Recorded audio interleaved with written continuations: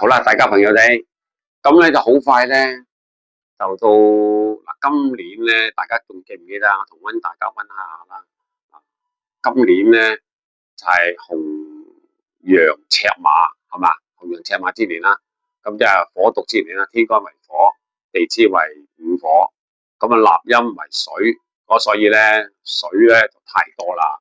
咁咧就會引到咧北面咧都水災啦，東北面就地震啦，西北面就差唔多火災啦，燒到成個樹林都犀利啊！咁大家都有睇到啦，咁都係悲哀啦一個水災天災橫禍就最慘嘅，係咪先家離妻散咁就係麻煩咯，係嘛？咁大家都要記住，都要小心啲。大家都唔好動用肝火啦，係嘛？大家肝火太重咧，就令到自己脾氣暴躁，係嘛？家庭不和諧，其實每個家庭都要和諧好啲啦，係嘛？咁所以咧，我覺得喺今年咧，個人咧比較暴躁啲啦，皮膚濕疹又快啦，啲 Omicron 嗰啲流感又勁啦，係咪先？健康又差啦，甚至會嗰啲關節都會痛啦，係咪啊？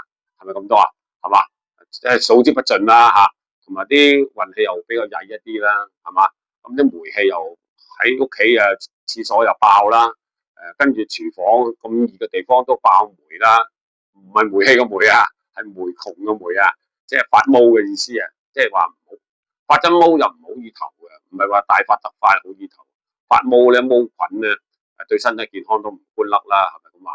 咁所以我覺得大家都要記住我講呢個動作咯，好嘛？